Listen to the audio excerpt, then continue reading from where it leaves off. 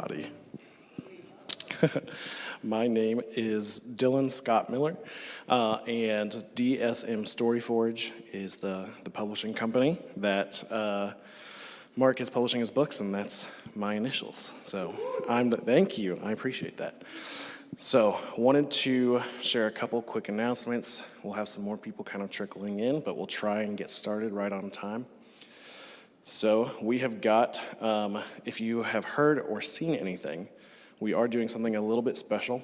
Mark is kind of a collector, if you don't know that about him.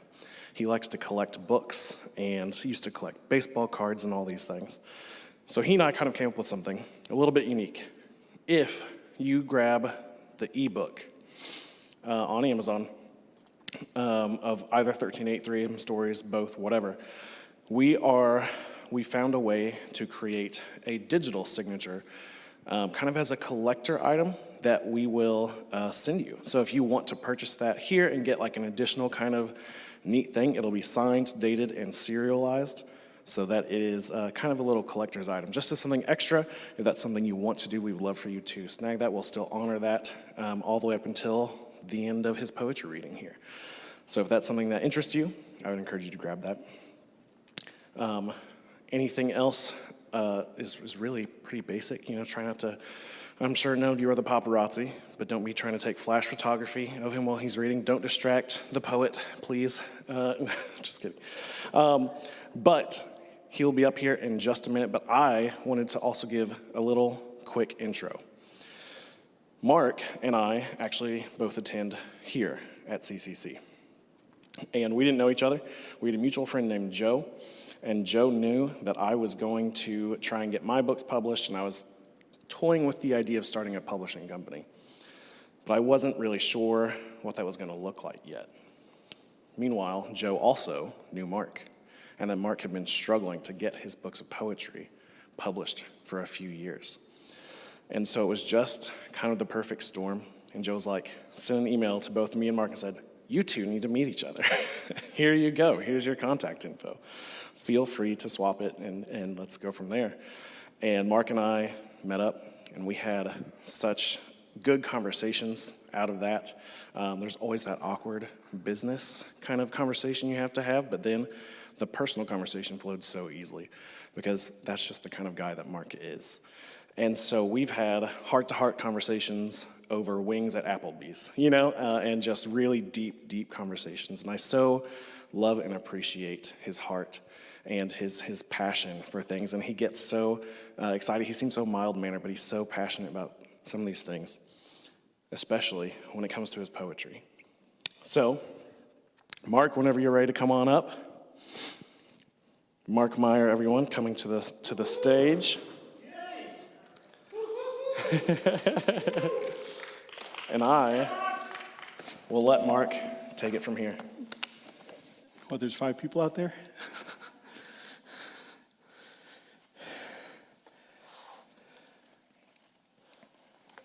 Just going to dive right into this. Westbound. Driving across states with an influx of vowels. Ohio, Indiana, Illinois, Iowa, before settling in for a constant good night.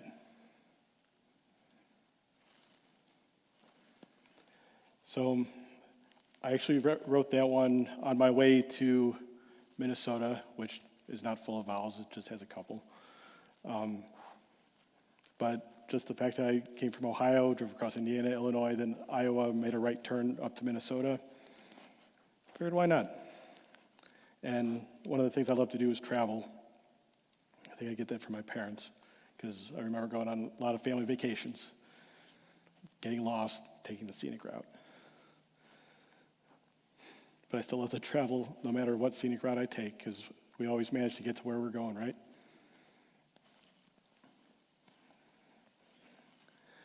So this next one is, a couple years ago, my grandmother passed away at the age of 98.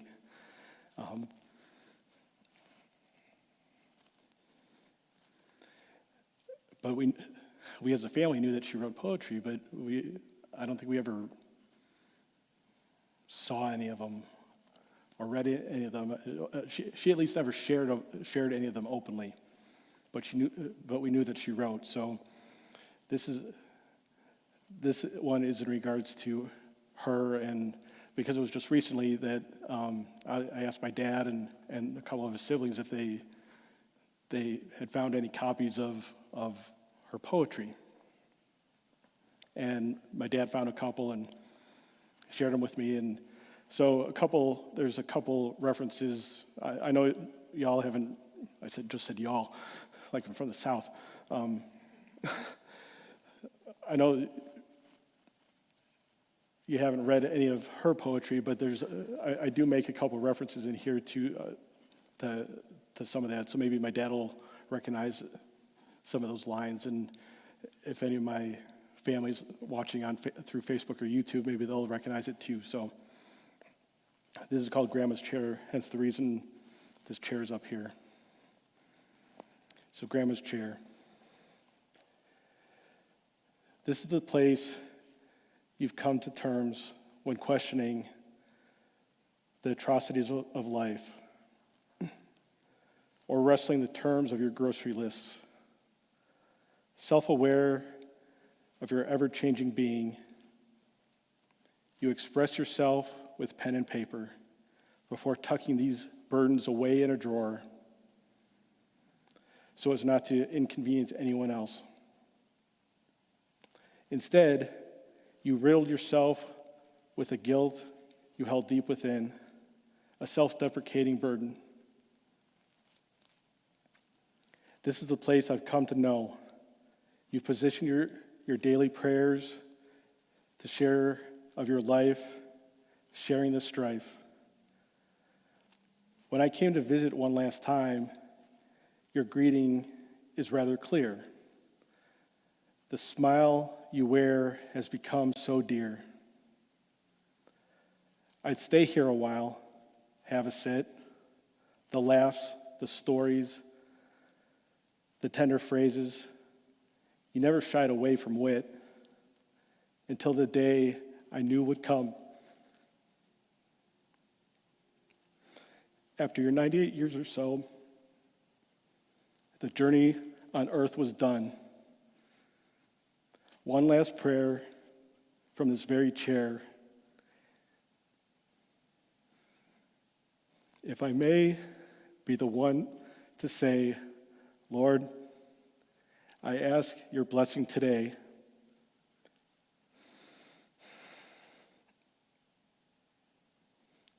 Please tell her I loved her to the end. Let her know that she's forgiven, and with joy we'll meet again. And if you want, you're allowed to clap after these. But yeah, sorry I got a little emotional there, but family's always been important, and I was blessed to know both sets of my grandparents. And each set of my grandparents had been married for almost 62 years each before one of them had passed away. So I know I'll never get there, but it's okay. And some of these poems I don't have stories with, but all these poems that I'm sharing tonight are from both of my books, and I'll be selling them afterwards out here in the lobby. And if you haven't bought them online yet, but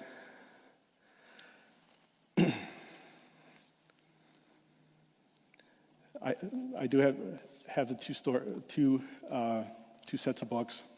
Two books. One is the 3 a.m. stories, and the other is 13:8. It's basically, I had enough for, I was originally going to put these in one book, but a friend of mine, he suggested that I do 2 collections. And so I sat there with him and we split them up. And the 3 a.m. stories is a collection of poems where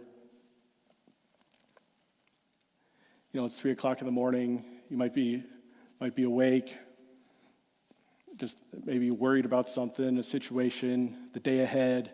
You're stressed, feeling kind of hopeless.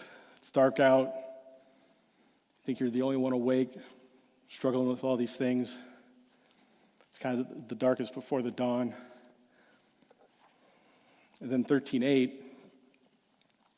is based on the Bible verse John 13:8, which is where Peter is getting his feet washed by Jesus.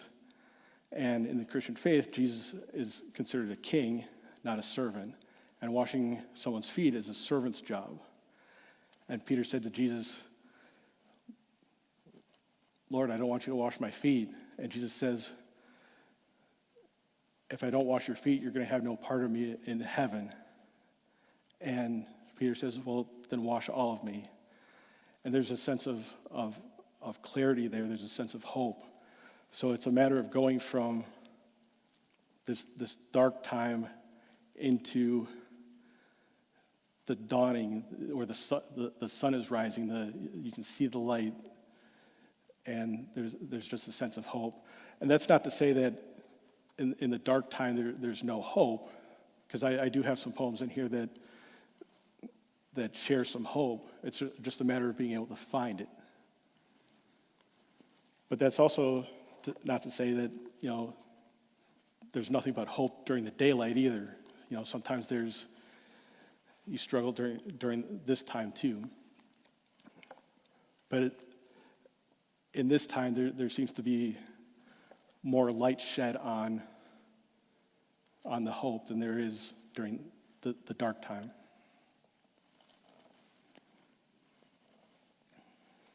So I'm going to get right into the next poem. In a room by the window. Snow falls slightly, lightly, not quite misguided, looking inward, a reconnection with the past of better days. Forgiving? Yes, that's shared. Even as death lurks nearby, or looming overhead, or as a mythical monster lies in wait under the bed. Maybe the window should stand open for an easier escape. Let the cold winds blow, but remain outside. The bitter embers of pain are not stoked these days, instead replaced with a light and warmth more constant until the better end. Waited long enough, I've postponed change patiently, at least in my mind's eye, for the right moment to emerge. Not to bring splendor to my name, for my name is not worthy of admiration by the standards of this world.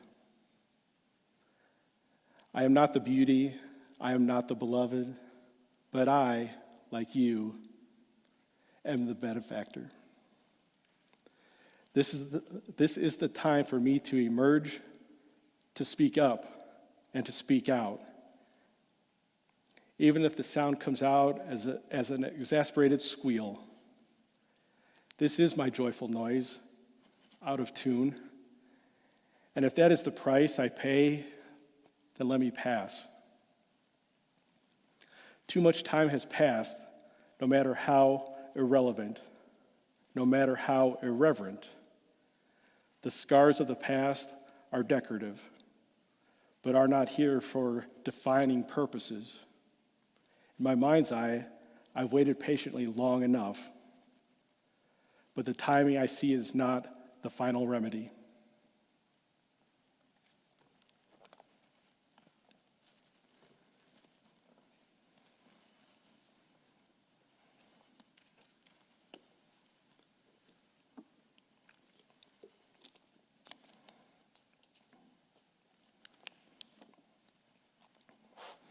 And some of these poems I wrote are just observational. I tend to like to go to coffee shops. I don't drink coffee. I like the smell of it. The reason for that is, back to the family, when I was growing up, my parents would work, and my siblings and I would get dropped off at our grandparents' house, West 99th Street in Cleveland. And so we'd spend the day there, but we'd always get there in time for breakfast, and our grandparents always drank coffee. So that's where I think it's a fond memory. It's a good memory to have. And we'd always have toast or cereal or stuff like that, first thing in the morning, at breakfast with them.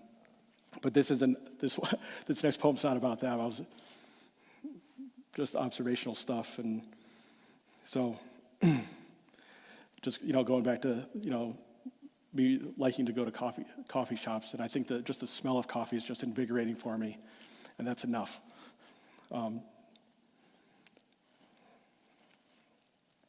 So here it is. Zoo. I have a window seat at the cafe. I watch the walkers, the stalkers, the shoppers, the business folks, the parents pushing strollers, the children pushing parents,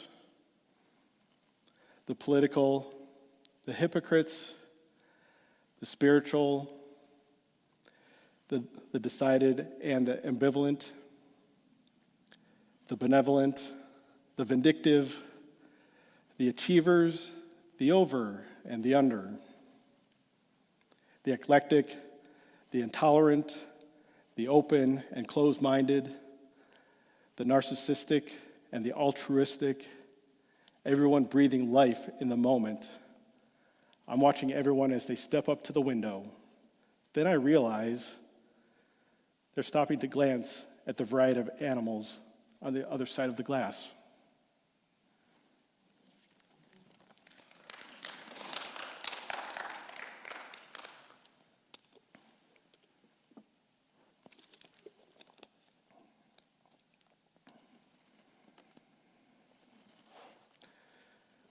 So this next one is, the title of one of the books is 3 a.m. Stories. Well, it's just called 3 a.m., but this is where I got the 3 a.m. stories from.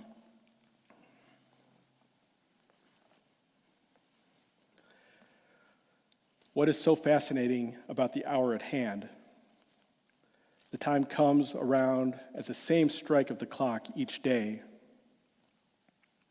But I am here, awake, alone, and eating a simple supper on this brisk November Friday morning. Or maybe this is Thursday night, liable on who is asked. But technically, this is Friday morning since the time is after midnight. The moment is early, careful, depending on a lot of criteria. But here I am, and maybe, just maybe, someone else is also awake in this moment. And the time is spared in sharing in pairs or piece or multiples there within or thereof. Oh, forget the technicalities. Welcome to this moment, no matter how asleep or awake you remain.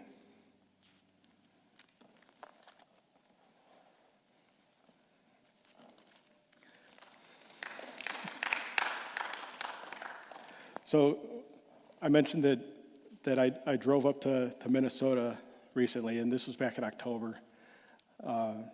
Celebrated my birthday up there. My brother lives up there. My parents they live in Cleveland. In fact, they're here now. They were visiting up there too, so we got to celebrate my birthday that week. And my brother he's in a couple bands, but he's very knowledgeable about the sound recording industry. So I recorded all the poems that are in both of these books, so you can find them on Spotify, iTunes, Apple Music, Amazon Music, and I think there's like 28 or 29 platforms out there that you can find these at. So pick your favorite. Mine just so happens to be Spotify, and it is so weird to hear my voice coming through my speakers at my house. I mean, I think it's weird coming through these speakers here too, because you don't hear your voice the way everybody else does normally. But when it's amplified like this, it is weird. And I do a Wednesday night open mic night only get to read one poem, but even then it's weird, and I don't know if I'll ever get used to it, but I said all that to say this. So just this week, I was looking on Spotify, and this next poem is actually in one of the top 10 right now. And these all hit those platforms at the same time as the books came out. So all of these have been out for a week already.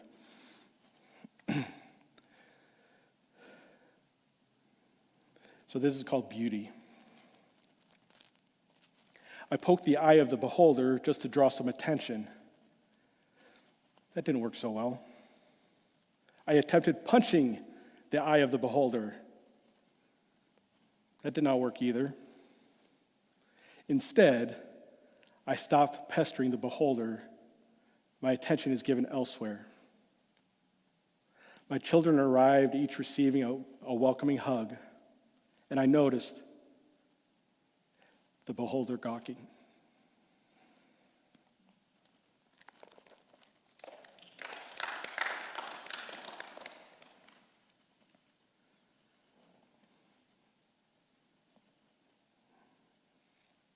I think if I remember right, I think this is one of the top 10 right now on Spotify too. Still not a lot of listens, but that's okay. It's still young. This is called Awaken. In the morning, there is a silence in the dwelling. In the morning, the only noise is just outside. In the morning, I am hungry for much more. In the morning, someone else perished in their slumber. In the morning, I am here, hiding in peace. In the morning, the mist hangs low above the ground. In the morning, chasing the dawn in all confidence. In the morning, I'm quickly thankful for waking today.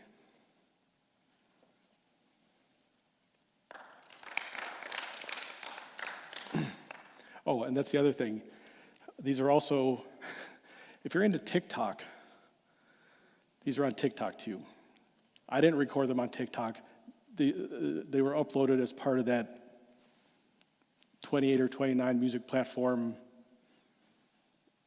thing, so that it's out there. And somebody I know on TikTok actually used that as a sound. So, and he sent it to me, and I'm like, it's so weird to hear my voice while he's lip syncing it.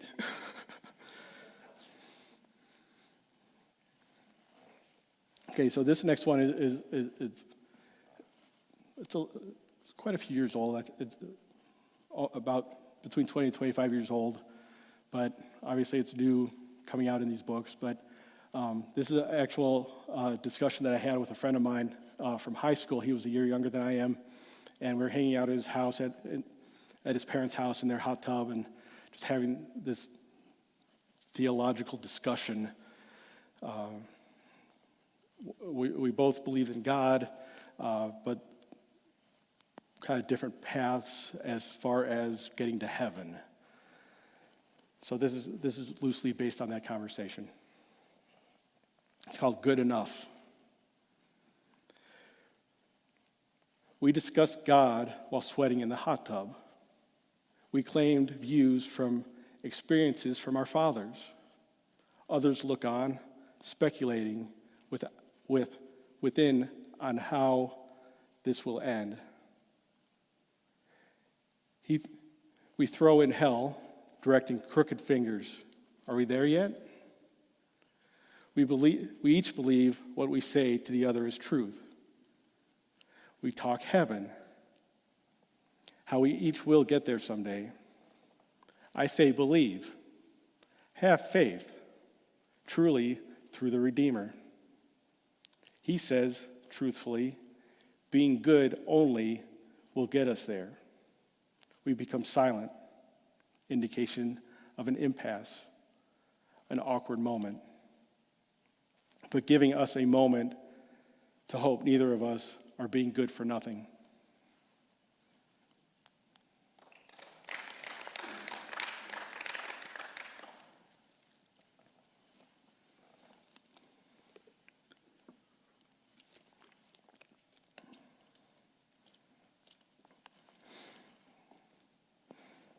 so weird to be up on stage for this long. So, like I was saying, I've been going to a Wednesday night open mic night, and you're only up there the length of the poem because you're only allowed to read one poem. Is that Mandar? But I've loved going there because I just love the group, and I'm so glad you guys are here.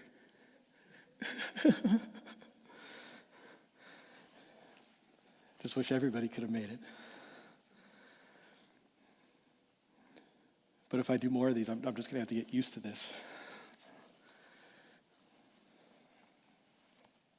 This one's called Uproot. I found I cannot move, for too many roots are holding me down within this societal orb. Cut me out. Set me free to fly, to endure, without ties, without straps, without obstructions. Come out from behind these four walls. Come out from behind these confining fears. Every moment I am secured down, these roots grow double, locking me in even deeper. And I wrote that because I was probably feeling stuck at that moment. And I know all of us go through something like that, and no matter what the situation is, sometimes it's a job, sometimes it's a relationship, sometimes it's, fill in the blank.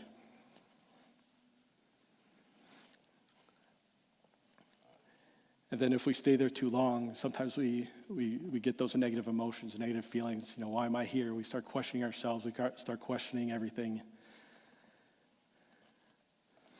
And I think this is where this next poem comes in. It's called Bitter. I don't like artificial flavors, and this smile is a facade.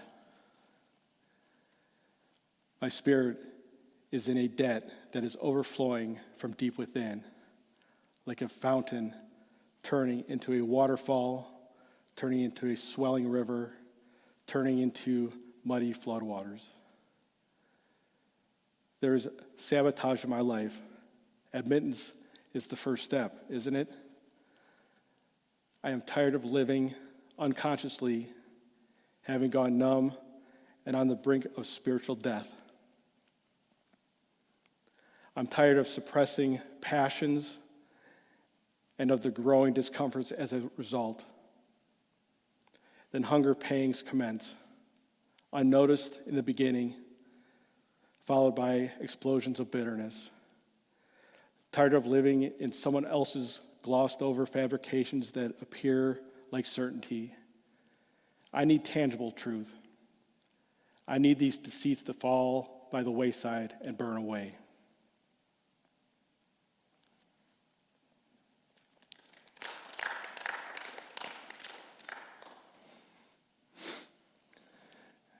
And one of the things I try and live by, and I'm always learning to live by this, is that, it's okay to not be okay, it's just not okay to stay there.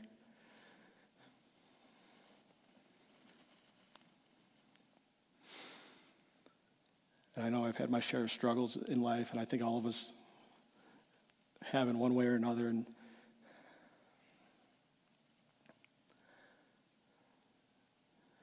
I know I've had some good examples in my life as to how to manage them and deal with them, and sometimes it's okay to ask for help too.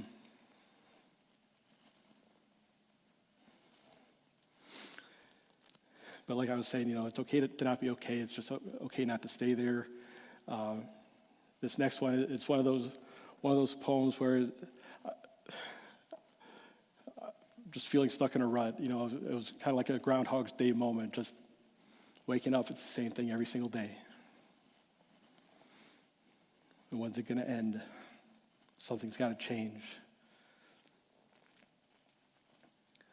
So this is called Dreaming with Open Eyes. Clock in, eyes open, getting ready for another day alive. Sun rises yet again. Another one. Inhale, exhale. stirring swiftly the pot of grit, truly unavoidable. The days join in, letting me know they are still here, unsettled. Taking in another breath, stench received. Cruise along and commencing the careful climb into morning's glory. Chapter 1, today's story. Flipping through various images of dreams, quickly deleting, not worrying beyond this intimate moment, standing outside, fresh air, not remembering how or even when I arrived out here. Taking in another breath. If this is what death's grip feels like, come and get me. This is milder than the horror stories promised. Dogs barking bring me back here. Dogs bark again.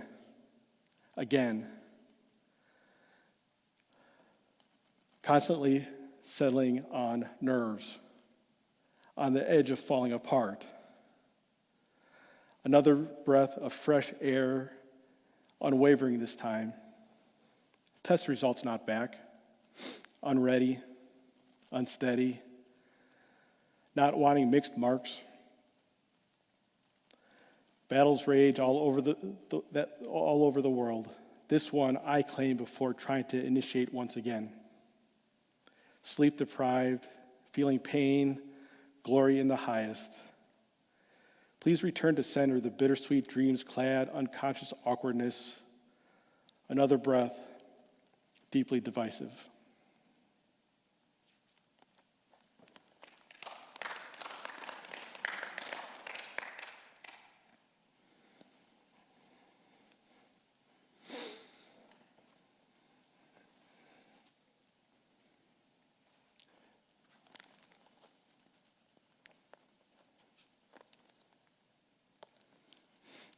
I'm not going to skip any.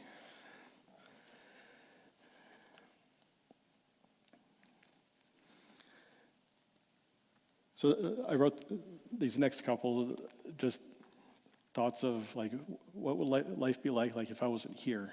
You know, kind of like what's that Christmas movie with A Wonderful Life? You know, he kind of wishes he was dead, and you know, then the angel comes and it shows that, you know, what life, you know, what it turns, you know, the town turns into Pottersville, and, you know, and Mary, the woman that, you know, who played by Donna Reed, you know, she was, you know, wasn't married to him because he didn't exist. Don't worry, I'm not going to commit suicide or anything. I'm okay. I'm fine. But there was a time that I did go through that I had some of those thoughts. And I also knew at that time, going through just a tough situation in my life, I also knew to, rather than feeding into those thoughts, because I knew it wouldn't end well, it'd be better just to seek counseling. And so that's what I did. And I've kind of held on to a hope in that regard, because at the time,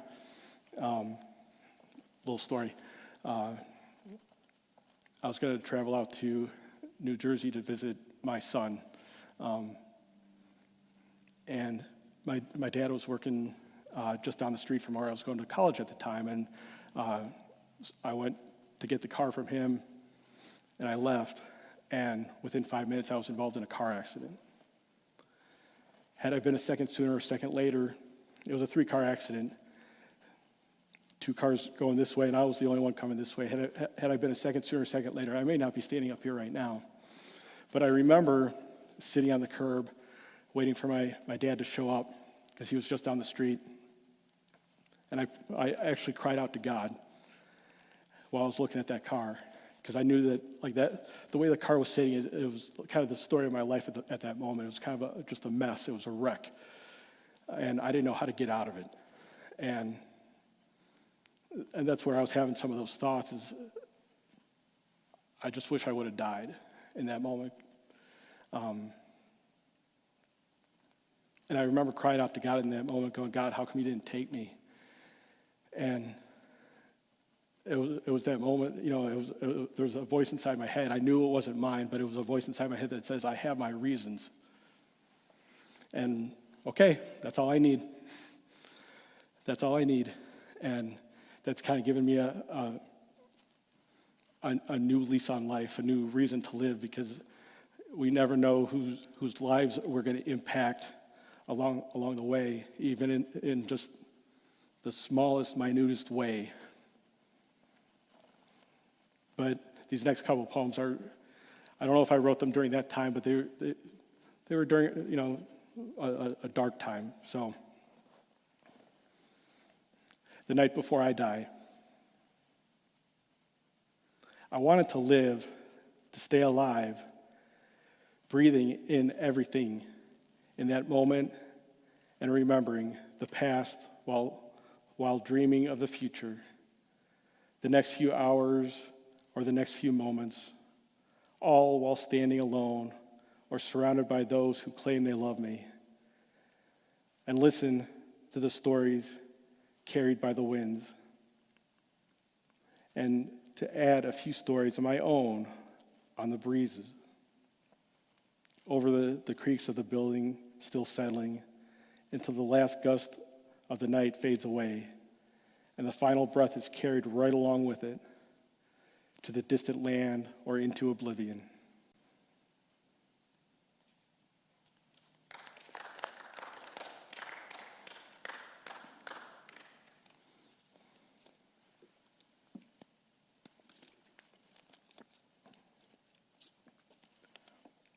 When I'm gone, I am merely an interruption of this world, an interruption in this time, of the future that once was, and of the past that once will be. Sometimes I wonder, why am I here?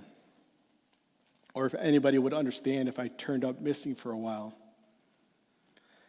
But am I really here to care about what other people think of me? Like if anyone, though, I hope nobody thinks poorly, but I've realized this is unavoidable.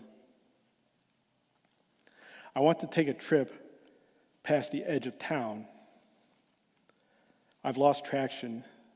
Then again, trying to climb an icy slope will do that without the proper tools. This is my way of avoiding saying goodbye. Just get up and leave. Slipping out the back door without someone making a production. Moving out of this mundane purgatory and setting myself adrift, which may be more thrilling in the random changing dynamics. These feelings may only be visceral, that I may desire acting upon. Lord, have mercy.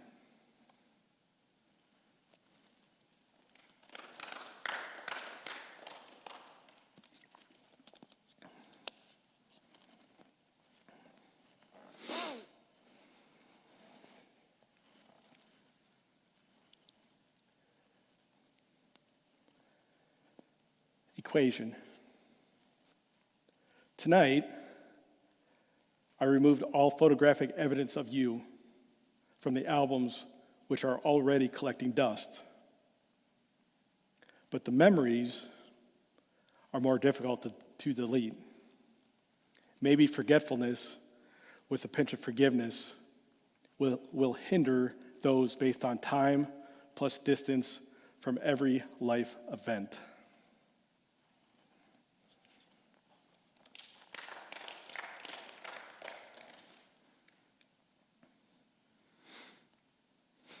So this one it's one of those that, it could be a little dark, but then it offers a little bit of hope, kind of like that story I just told where I'm sitting there going, God, how come you didn't take me? And God says, I have my reasons.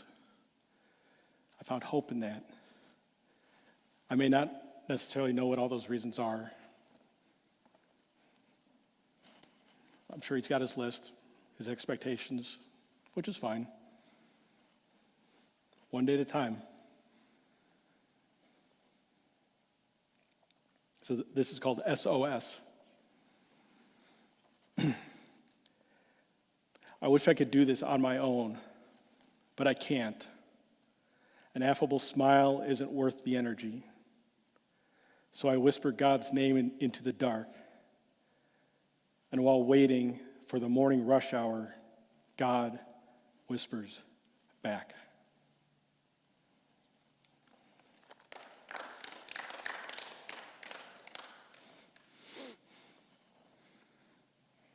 So this one, it's called Along the Water's Edge.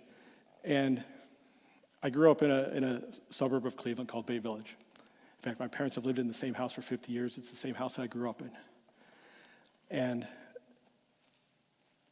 it's the house that I grew up in is less than a half a mile from Lake Erie. So, which is, I know not everybody has the experience of growing up on one of the Great Lakes, but I just one of those times that I don't know. I always like going down to the beach. The water may not have always been the cleanest, but I've always found, especially going down on the beach of Lake Erie, that for me it gave me a sense of peace and a sense of calm, and this is kind of where this stems from. Along the water's edge. At this place, people fell in love, while love falls into people. Spiritual makeovers materialize here, taking on the challenges when the storms roll through, taking on the peace when the sun rises afresh. I once dreamt big along these shores, throwing aspirations to the horizons, only to find out how they would sink after so many jumps on top of the water. Then dragging the weight a little longer for effect to find out if there's any worth in having patience. Maybe I was finding aspirations along the wrong shoreline. No worries, this too shall pass into the good night.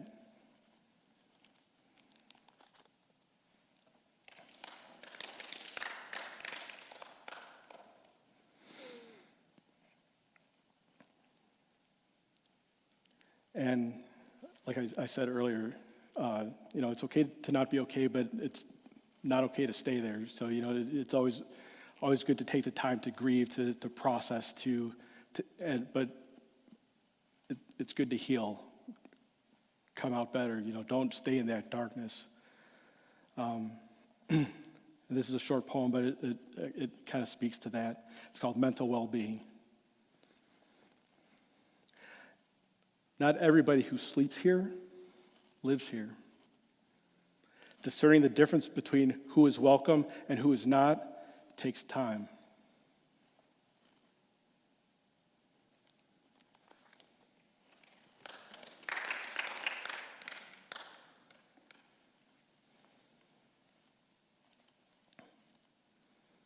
And sometimes you just need to rest. So that's what this next one is called. It's just rest. Coaxing order out of turmoil as an interdimensional escape from the current reality. During a sleepless night, graffiti on the soul appears, chaotic to the untrained eye. There's something sacred or curious, or both, in a series of moments cascading peacefully. The rains stop, the clouds dissipate. All appears well with the world, based in this time-space continuum.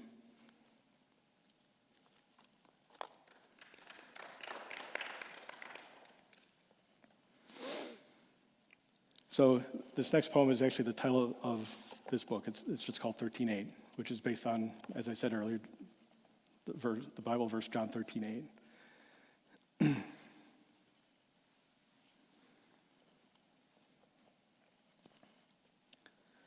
We've trekked together for many miles. We've seen injustices and various atrocities. We're providing them with food, drink, burning fires to lift their spirits. Our feet hurt from much walking along the road, considered less traveled. We must rest, rejuvenate our souls for the adventures of coming days. I sit, landing like a rock, fallen from great heights, grunting, sigh. You, my friend, quickly join me, still energized mightily, fresh consuming fire. I don't expect anything more today, I say humbly, so I thought. You've done great and wonderful things. I need nothing more than that. The smile grows upon your face, and I sense a gentle reprimand. Calmly, you speak. Apart from me, you can do nothing. Understand? Nothing. Though not everyone is clean enough, the betrayal lays murky underfoot. Unwashed and stained, thick with sludge, I have confidence in you, brother. The reconcilable rock will profoundly meet the most level-headed by humbling yourself. Sitting in juxtaposition of your precedents, I thoroughly understand the underlying command that we cannot and should not do life alone, but intimately equal.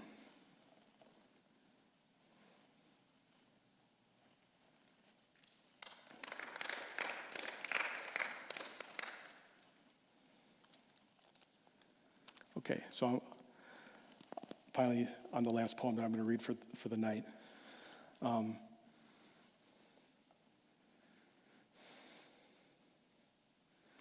This one's about a conversation that I had with another friend of mine. I lived in Illinois for a short time. I think it was about not even a year and a half I lived out there. But in that short time, I met a lot of good people, and this young man's still a very, very good friend of mine. I'm lucky and blessed to have him still in my life. I've had a chance to visit him a couple times over the last year or so. Well, him and his wife, and they have 4 kids. I'm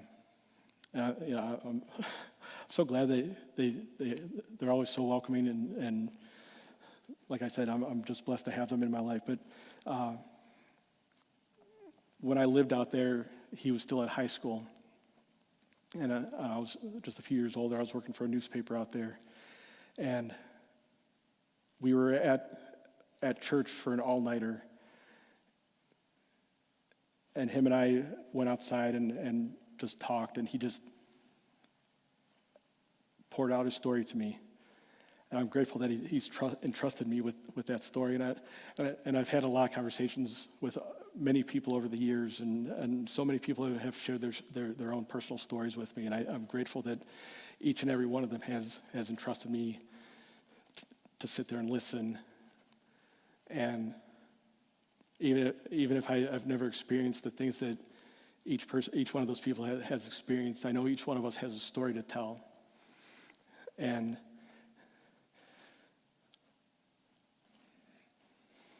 we shouldn't be afraid to tell our stories because, each one of us has been through a lot of crap and junk and anger and frustration and depression and anxiety and whatever else is out there. But you made it another day. You're still here. You woke up this morning, didn't you? And it might be another day of the same old junk. It might be another Groundhog's Day, but find hope in that day. Find hope in each one of those breaths.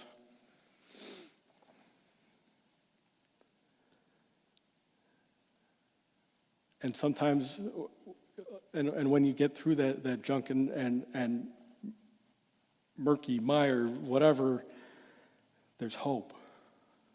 It may not take a minute to get to that moment. It might not take a day to get from there to there. It might not take a week or a month or a year. Sometimes it's longer, sometimes it's shorter.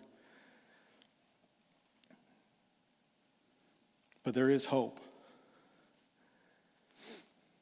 And in the 20 plus years that I've known him, I've seen him grow in so many ways. And I'm glad that my season with him just didn't last that year and a half that I lived in Illinois, that it's lasted 20 plus years, and I hope it's 20 plus more, and I hope it's 20 plus more, and I hope it's 20 plus more. So this is called Jeremy. I know it's not the Pearl Jam song. Sitting outside on the tailgate of my pickup truck, summer night breezes kick up softly every now and then, but we hardly notice. He shares with me his story, his past. The portion of his existence continues to haunt him, sometimes keeping him up late at night, even after many years.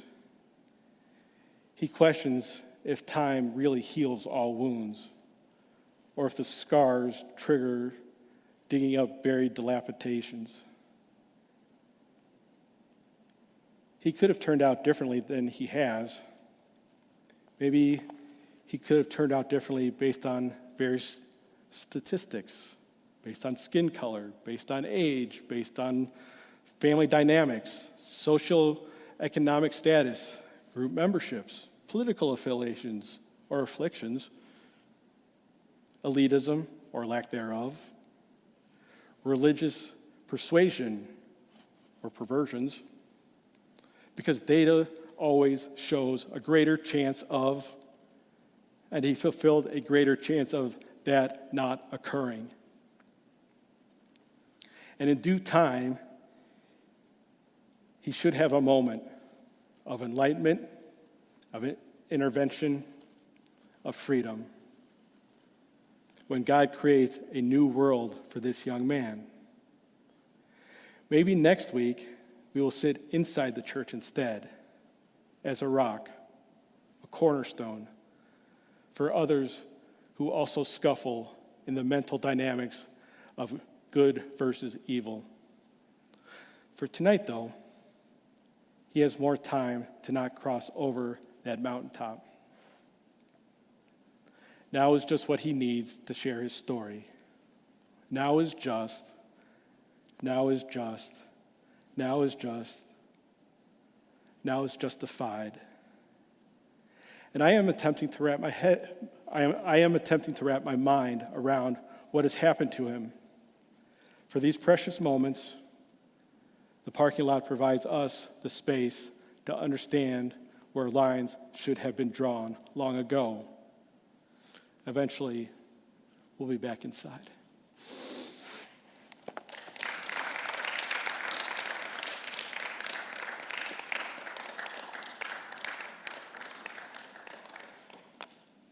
So, I appreciate all of you coming. You could have spent your Friday night anywhere else but here. But I'm glad you're all here. And like I said, if you go out the doors over here, it'll be to your right, to my left. I have the books for sale. Dylan's going to be out there. If you don't have cash on you, that's okay. We have barcodes or QR codes that you can scan. You can buy one or the other, or you can buy both. So if you buy each book individually, they're $18. If you buy them together, it'll be $30 for both. So you get a $6 discount. And feel free to, I'll be out there and I'll sign them for you. If you want a picture, that's fine. If not, that's fine too. I don't know what else to say. Thank you for coming. I'll see you out there.